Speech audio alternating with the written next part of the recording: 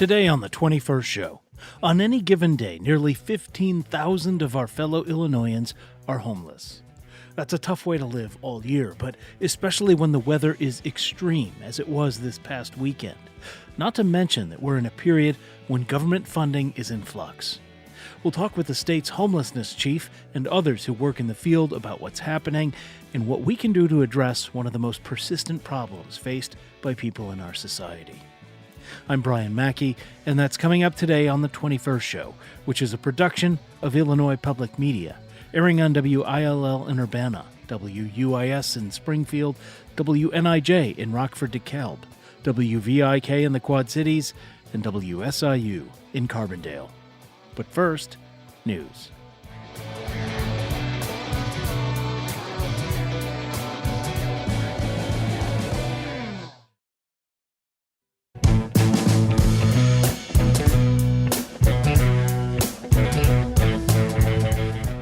From Illinois Public Media, this is the 21st Show. I'm Brian Mackey. On any given day, it's estimated nearly 15,000 of our fellow Illinoisans are homeless. Those statistics come from the Illinois Department of Human Services. Homelessness is not a new problem, but its scale has grown in recent years, even as states like Illinois embrace active efforts to bring down homelessness, or at least try to help those who are homeless stay healthy and safe, especially in extreme conditions like the weather most of Illinois has been experiencing these past few days and is expected to experience for much of this week.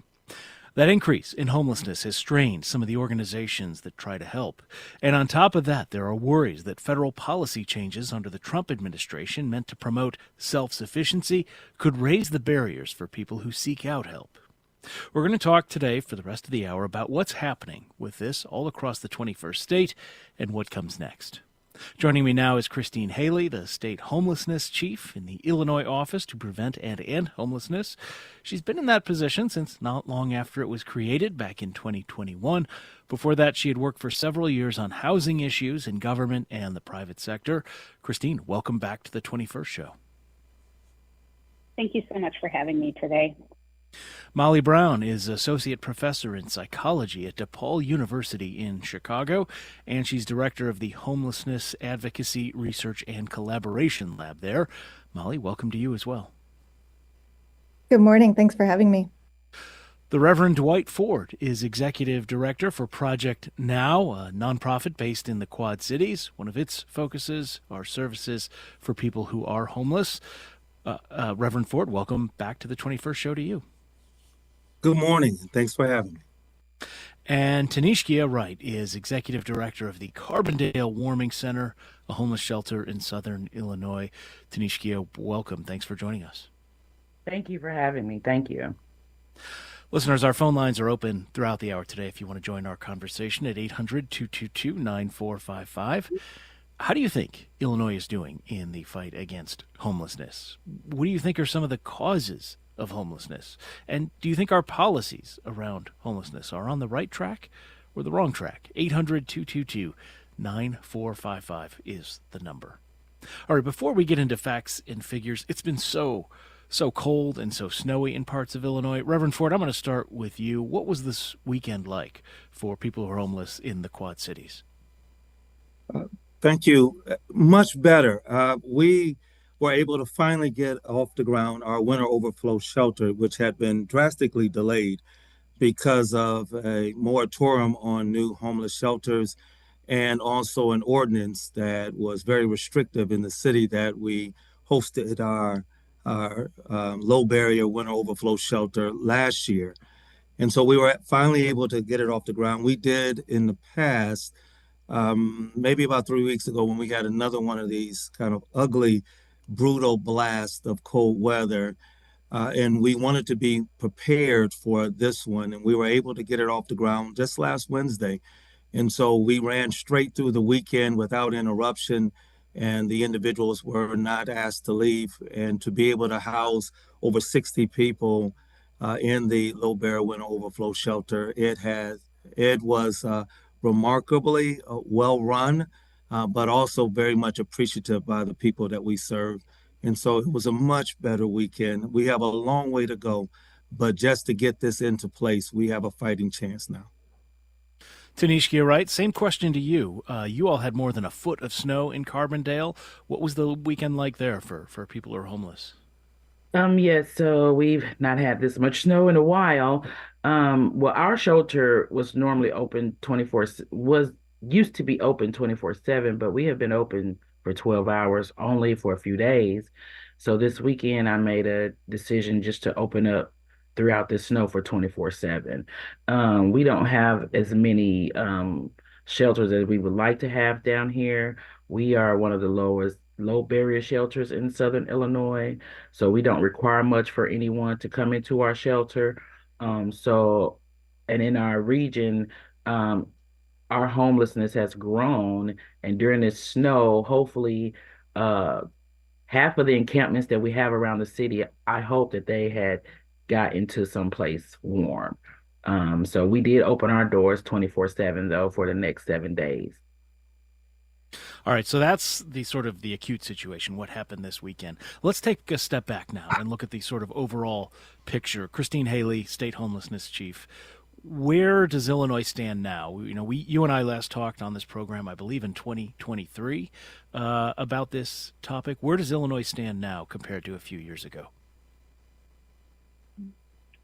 So I think it's important for us to ground this conversation in our homes.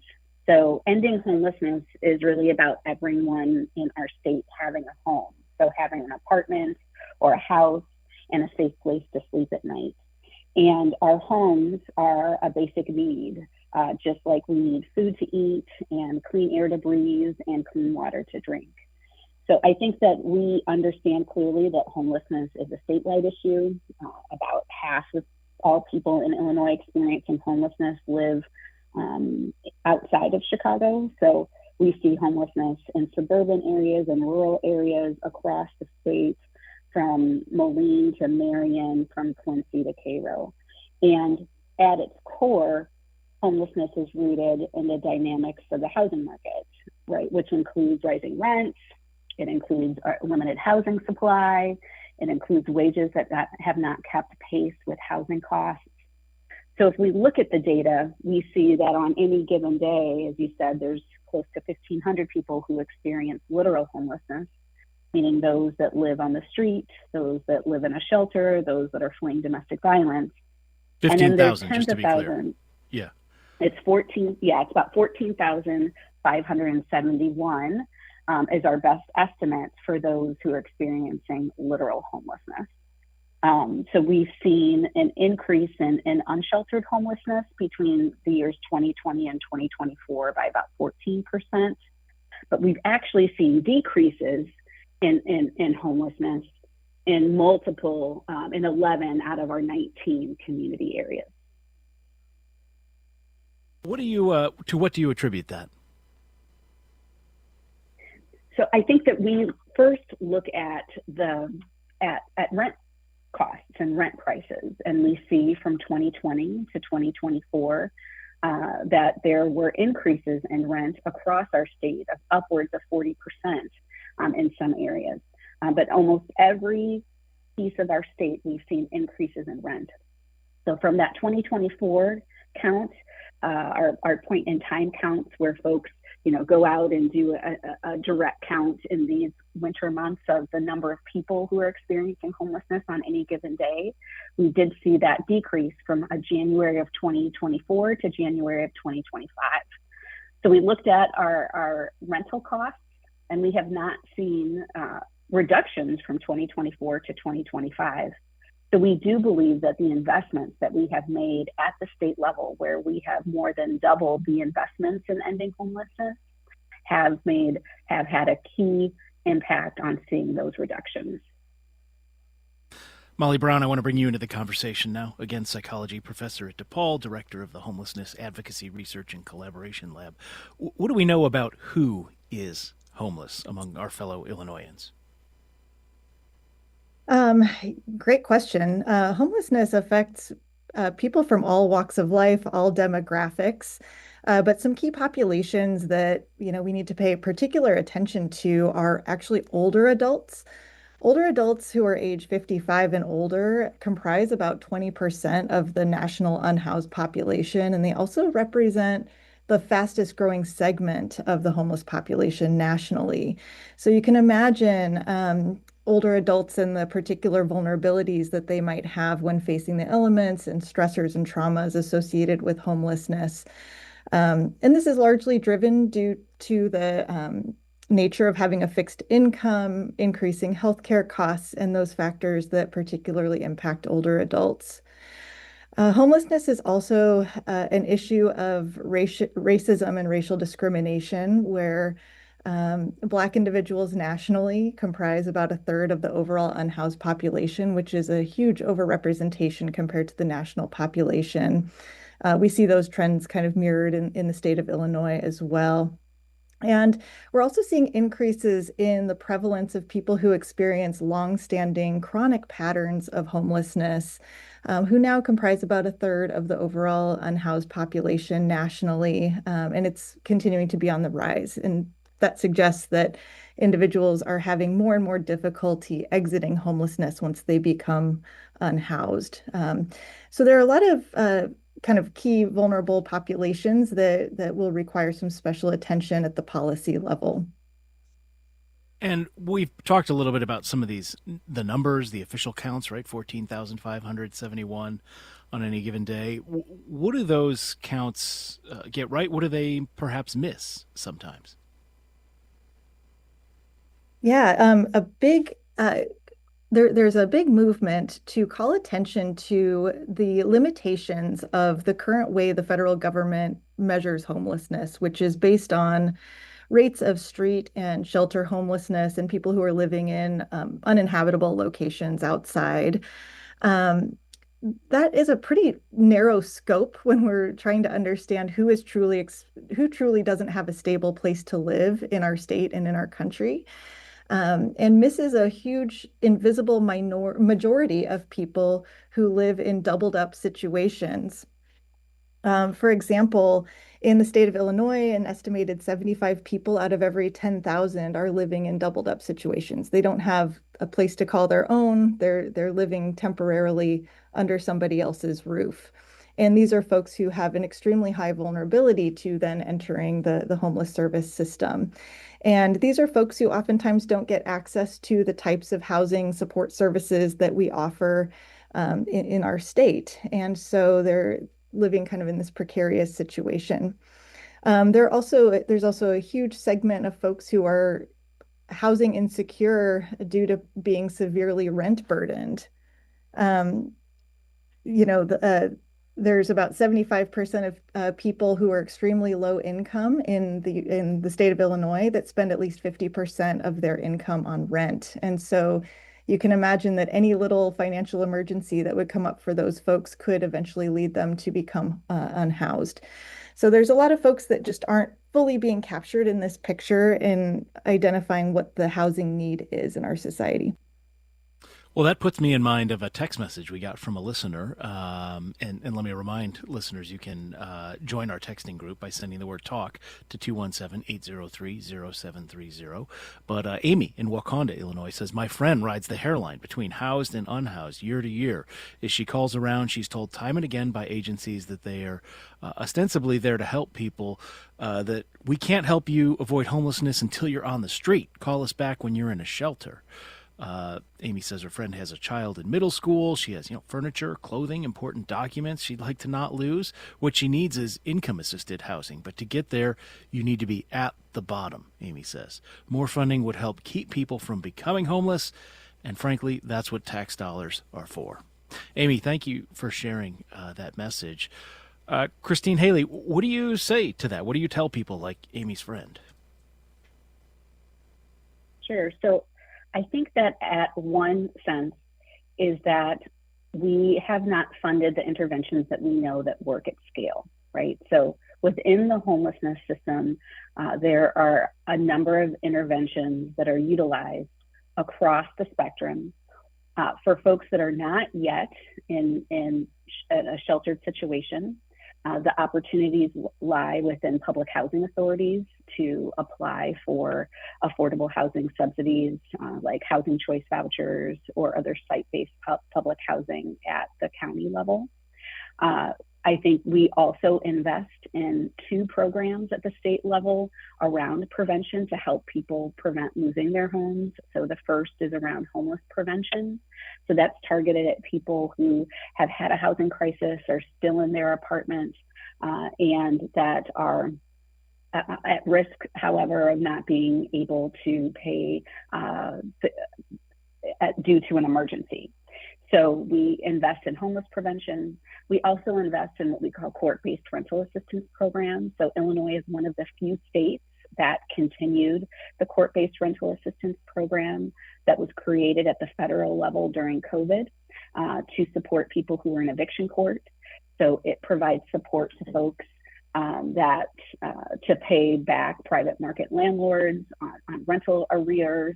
It can also support some legal costs. And in those 2 interventions, that's what we think about as it relates to prevention, because as you think about in healthcare and other areas that we think about prevention as being key. But at the end of the day, what will keep folks housed is affordable housing. And we are nationally have a lack of affordable housing. We have a lack of affordable housing here in the state of Illinois across communities across the state. And so I think that what the listeners is asking for is how can we create more affordable communities all across the state? And I think that will take investments in local municipalities and prioritizing the development of affordable housing in partnership with state and federal resources to create more affordable housing. And will also require communities to embrace and want affordable housing in their community. So I think I'm sorry to interrupt you because we need to take a break. That is actually a great tease for somewhere we can go as soon as we get back from our break about how local communities do respond to attempts to increase housing and even just increasing shelters. We're going to talk about that. If you want to join us today, 800-222-9455. Homelessness is our topic for the hour. This is the 21st Show.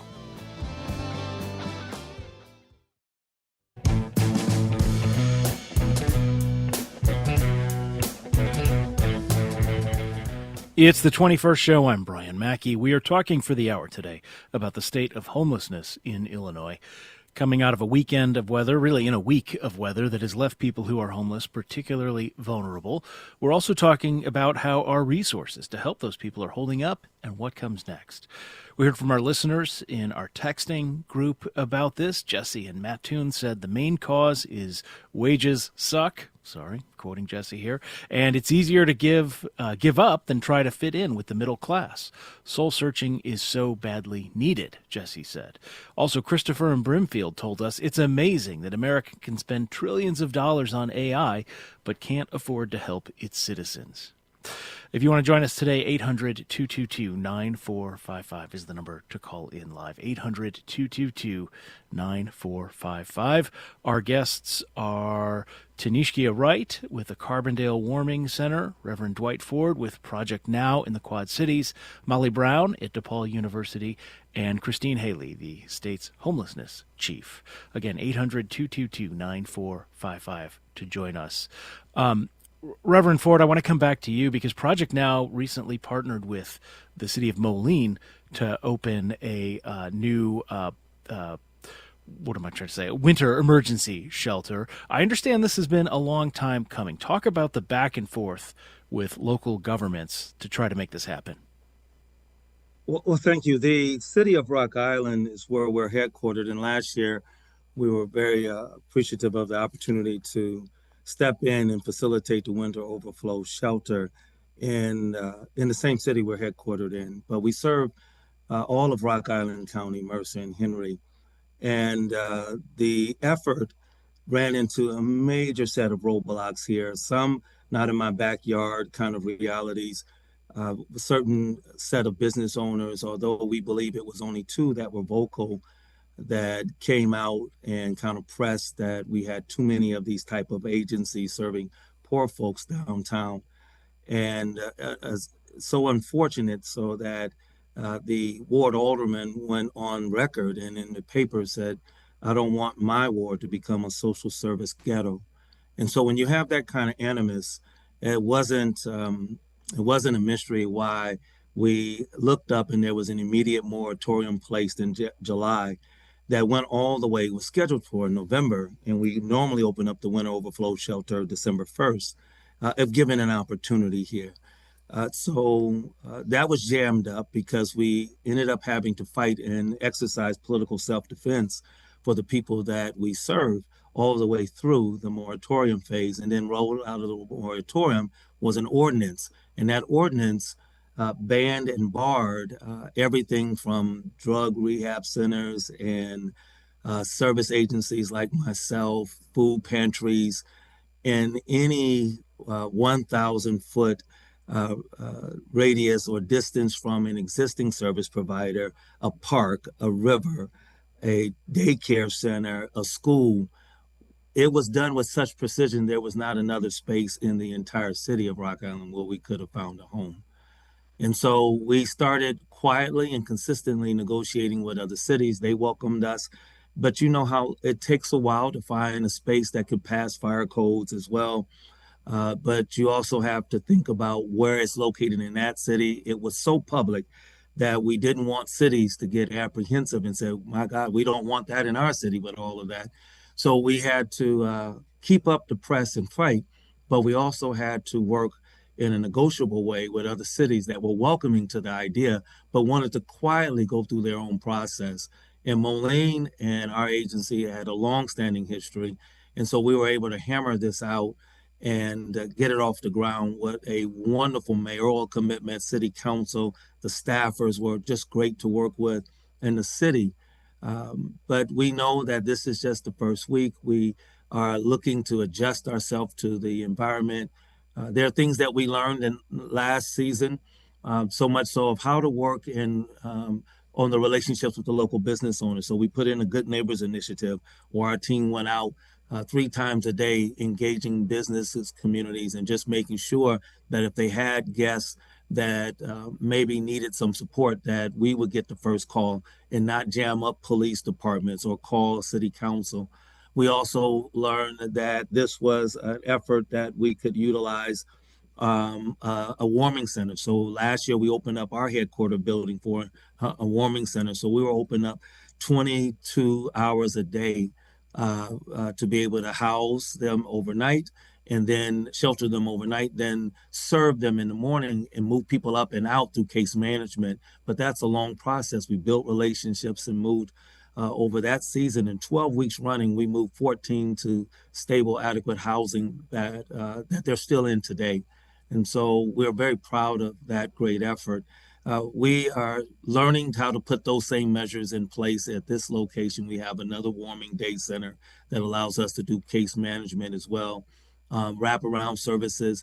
But I want to go back to what Chief Haley said. It is the great effort of providing supports. And even with Moline, we do a level up program that allows us to make a $400 investment to Moline residents a month for 31 families to keep them secure. These families have been identified as housing vulnerable.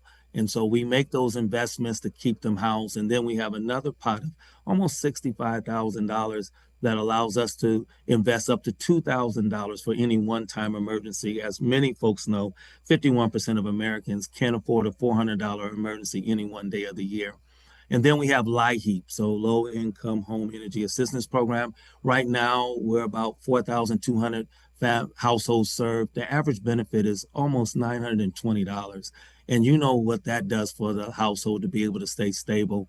And then finally, the wraparound services of an eviction diversion court that we have here, the eviction diversion program. We put it together with the 14th Judicial Court Circuit, Rock Island County Bar Association, John Deere attorneys were with us, also Perry State Legal Sure. Aid, and also Salvation Army.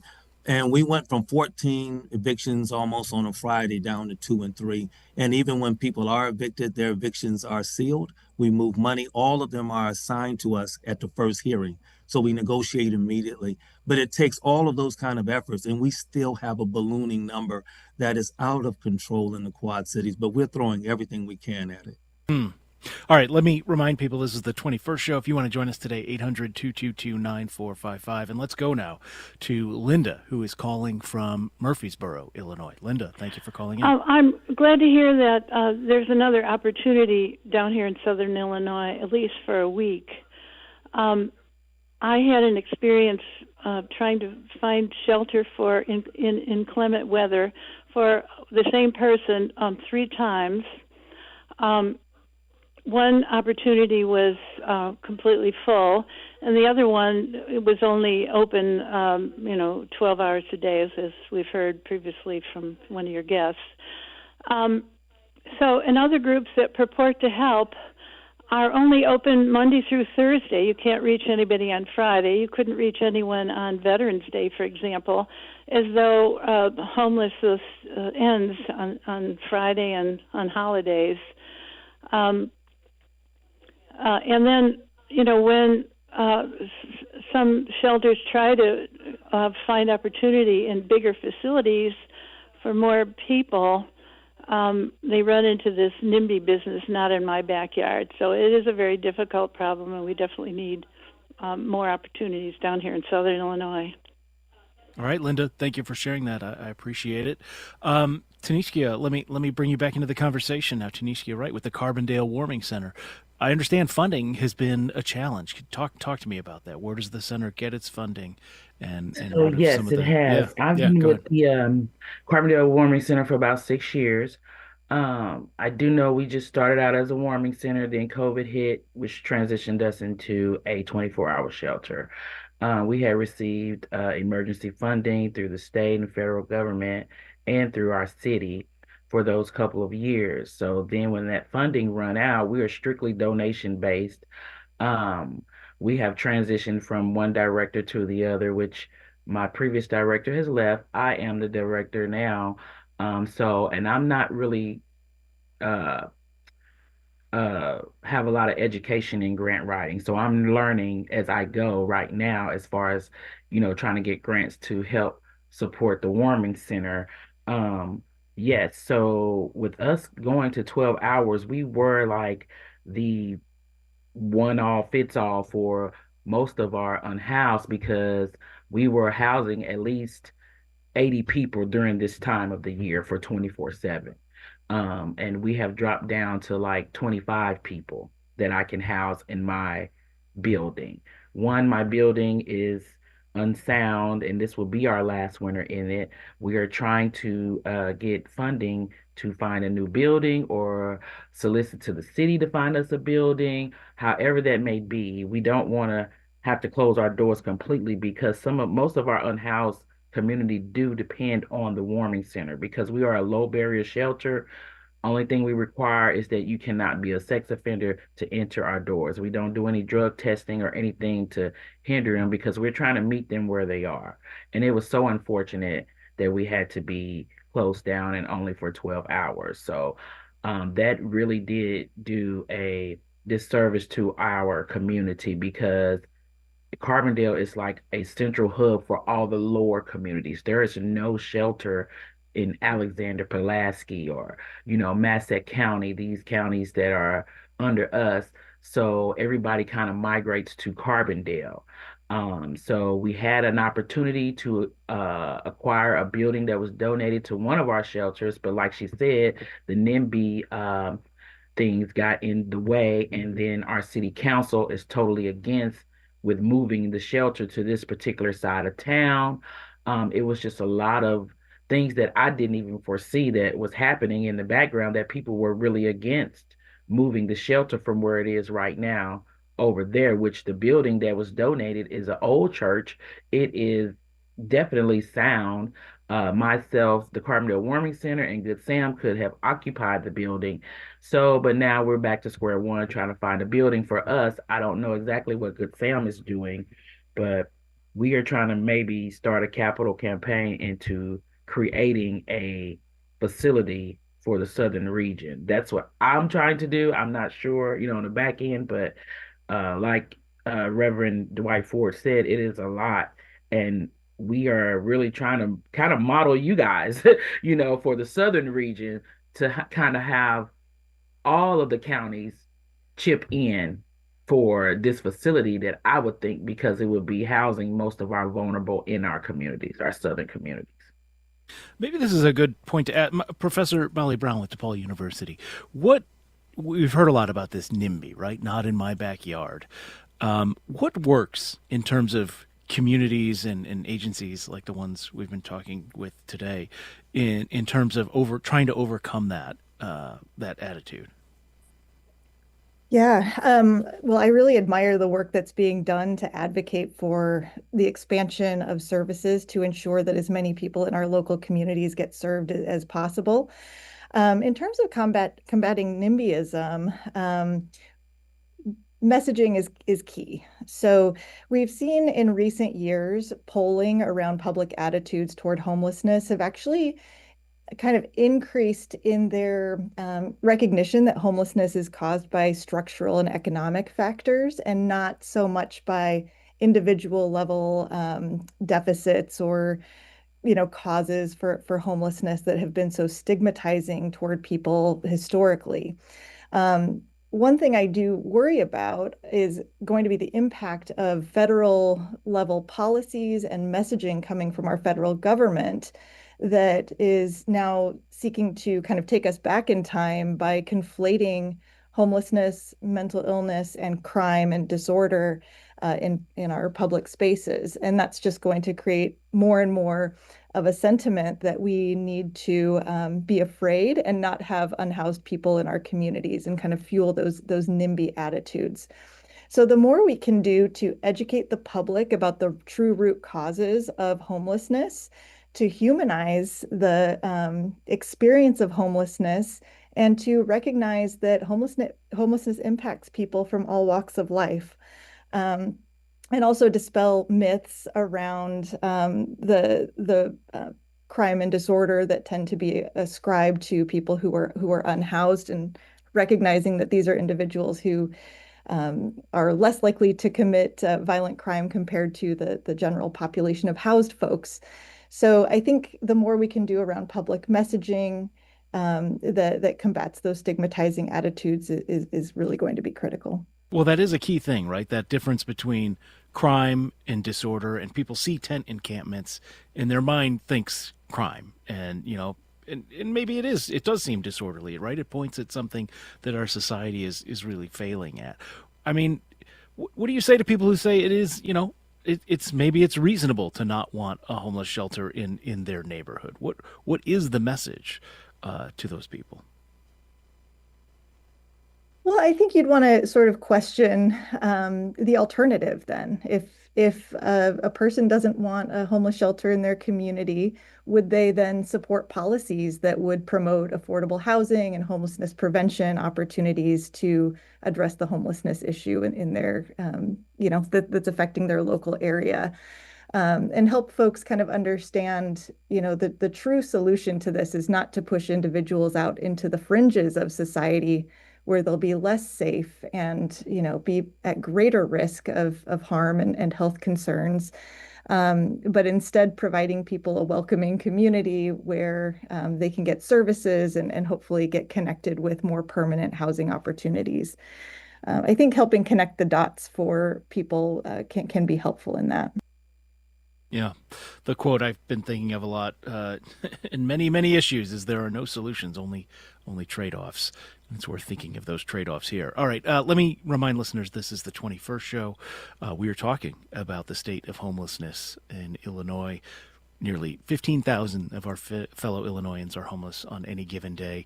We're talking about that with DePaul University Professor Molly Brown, the Reverend Dwight Ford with Project Now in the Quad Cities, Tanishkia Wright with the Carbondale Warming Center, and Christine Haley, who is the state of Illinois' homelessness chief. 800-222-9455 if you want to join us today.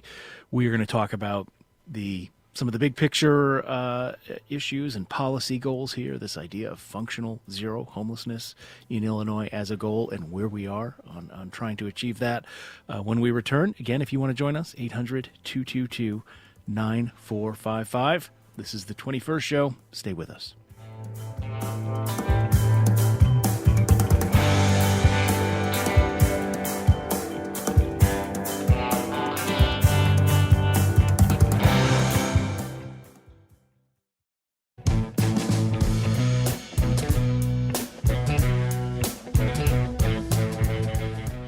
It's the 21st show. I'm Brian Mackey. We are talking about homelessness in Illinois, who's experiencing it, what communities are doing about it, and what the future holds. My guests today are Molly Brown, who is a professor in psychology at DePaul University and director of the Homelessness Advocacy Research and Collaboration Lab there. The Reverend Dwight Ford, executive director of Project Now in the Quad Cities. Tanishkia Wright, executive director of the Carbondale Warming Center. And Christine Haley, who's with the Illinois Department of Human Services. She is the state's homelessness chief. And Christine Haley, when we last spoke in 2023, we talked about that goal Illinois has of reaching functional zero homelessness. And the idea, just to remind listeners, is that when homelessness does happen, it's rare, it's brief, it doesn't recur. There may always be some aspects of people experiencing difficulties that lead to homelessness in life. But what would it take to get from where we are today to making functional zero homelessness a reality? Mm-hmm. Well, where we are today is that if we look at our statewide 211 data, that the number one reason why people call for support is for housing. So it's the number one concern that Illinoisans have, followed by the number two concern is around utilities. So again, another housing related cost. I think that what we've done over the past few years is really build an infrastructure within state government to address homelessness.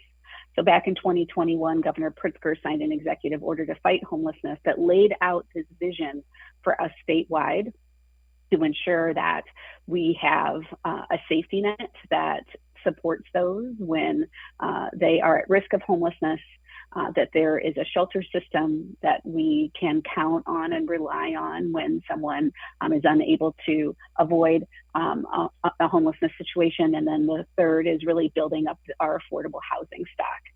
And I think part of what Professor Brown was talking about was really the need for us to pull back and recognize that homelessness is not about individual choices. It's not about bad decision making, but it's really about what are the structural pieces that need to be in place in order for families to thrive in housing. And that it is at its core a structural issue due to the lack of affordable housing. So when we think about functional zero, we've seen that there are communities across our state that have reached functional zero for veterans, including Rockford, including Lake County, right? So we do have examples where this is absolutely an attainable goal. And it's attainable because we understand what are the interventions that work. First, we need to ensure that we have, that people know how to access prevention funding, and that funding is available at scale. Currently, it isn't at scale, but we do have prevention providers statewide. The second is understanding how we invest in shelter, and we know and understand that we haven't invested in shelter at scale. However, we have grown our state budget in funding shelter from a $10 million before Home in Illinois to now over $100 million, which is within Home Illinois, which is Governor Pritzker's signature investment in ending homelessness.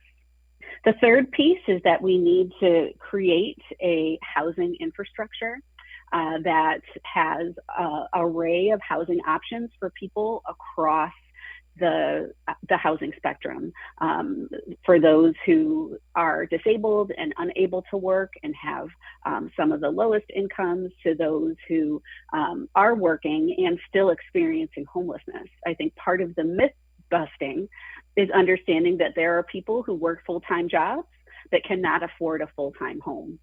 And so we are really looking at understanding how do we continue to develop the pipeline of housing needed to support folks, and also the workforce opportunities. We currently have a pilot project with the Department of Commerce and Economic Opportunity, and looking at how to better connect homeless systems and workforce systems.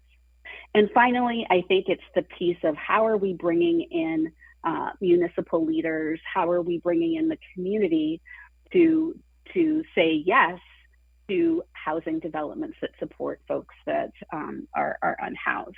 I think part of our challenge is that we see that we make investments in supporting people who are experiencing homelessness through the healthcare system. So in Illinois, the average age of death of a person who is experiencing homelessness in our state is 56 years old. And we spend about $3 billion in funding for healthcare for people who are unhoused.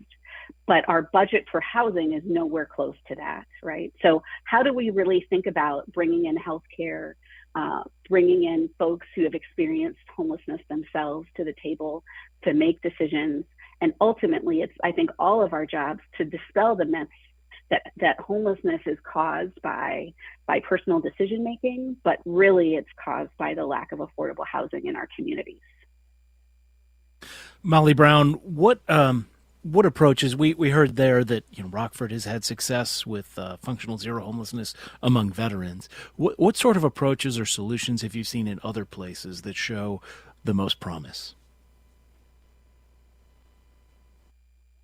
Well, the most promise really has to do with ensuring that we have, I think Chief Haley already spoke to this a little bit, but having an array of different services available to meet the different needs of the unhoused population. One type of intervention that is currently under threat by the federal government are what are called Housing First, or a type of permanent supportive housing programs that are evidence-based models for providing permanent affordable housing with wraparound support services for a subset of the unhoused community that experiences mental illness and substance use disorders, and provides a really critical opportunity for stability and care and recovery for that population. These models are predicated on the idea that we want to provide people housing without preconditions for compliance with treatment. And once a person is stably housed, they get services and can start their recovery process at that point.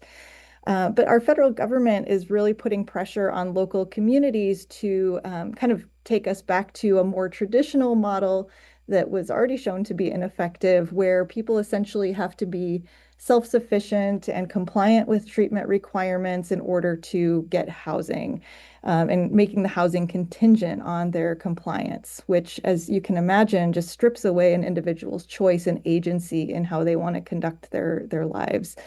So there's a wealth of research that has shown that the Housing First model promotes long-term housing outcomes for people who have a lot of barriers to housing. And this is on the national and international level. And so I think the more we can do to protect those supportive housing resources at the state level as much as we can, and kind of use our power as a state to kind of keep those resources available for folks, that's really going to help kind of promote our long-term success. Tanishkia Wright with the Carbondale Warming Center. How have you felt, in being able to guide people to other resources as you have been, dealing with the reduced funding and the challenges at the Warming Center?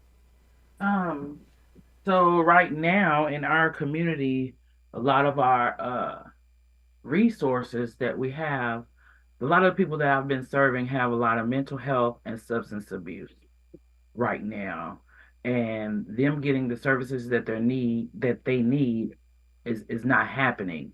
It's almost like for an example, if I got some substance abuse or mental health issues and I need help with a particular group, I'll say Centerstone, for an example.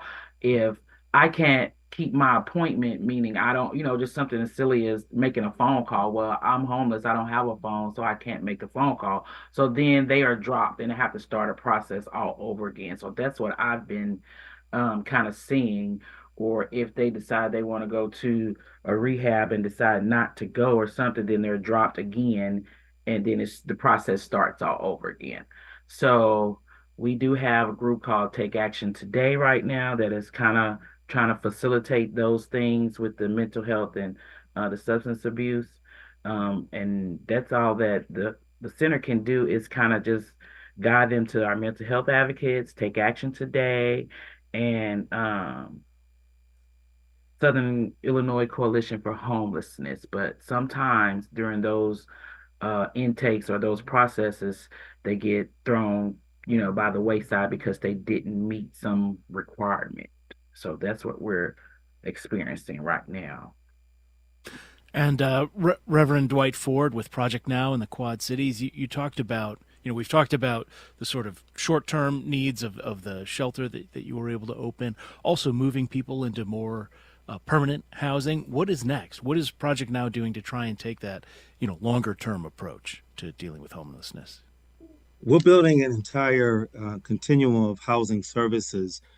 Of course, the shelter network is the first and most important station because it allows us to not only secure individuals and families, but it allows us to actually save a human life. I think people forget that not just with these temperatures, but the expectancy of life and the additional challenges that individuals have.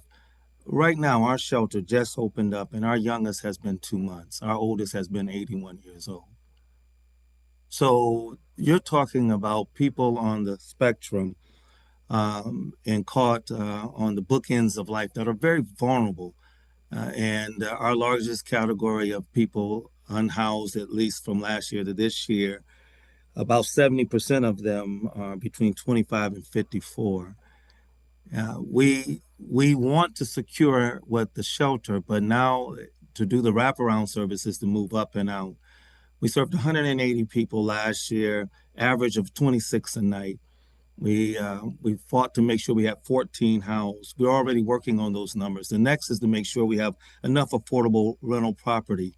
That's the major effort that we have going on now. We've been bringing in specialists to talk about tiny homes, multiplexes, duplexes, shared housing realities, anything that we can think of to put it on the grid for consideration, zoning challenges, and how do we work through them with municipalities.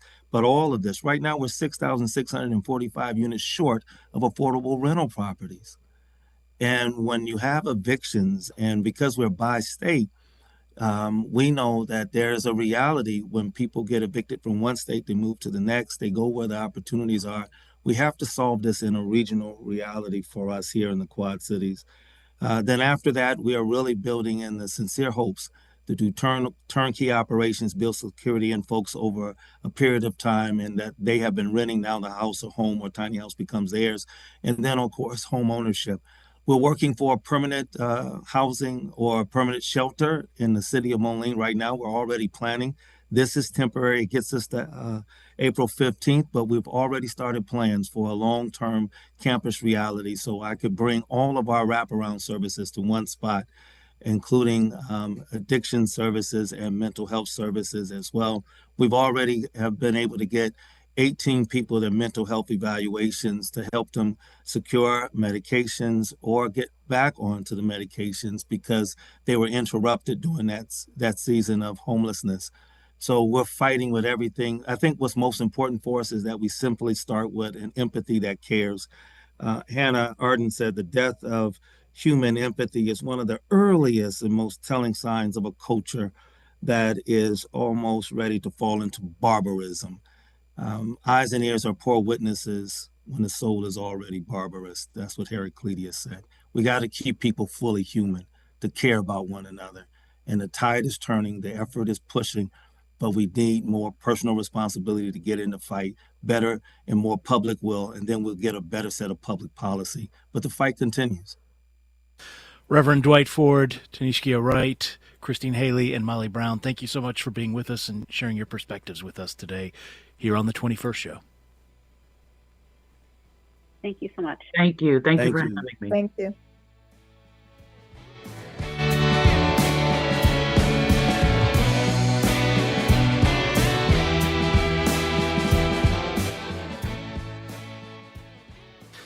That's all the time for us today. Coming up tomorrow on the program, another conversation with a candidate for the United States Senate. Democrat Brian Maxwell is an environmental research scientist. You can let us know what questions you have for him and other candidates. Our voicemail line is 217-300-2121. I should also say we're taking questions for a candidate for governor. We're speaking on Wednesday with Ted Dabrowski, running for the Republican nomination. The voicemail line again is 217-300-2121. The 21st Show is produced by Christine Hatfield and Jose Zepeda. Our digital producer is Colson Kahn. Technical direction and engineering from Jason Croft and Steve Mork. Reginald Hardwick's our news director. The 21st Show is a production of Illinois Public Media. I'm Brian Mackey. Thanks for listening. We'll talk with you again tomorrow.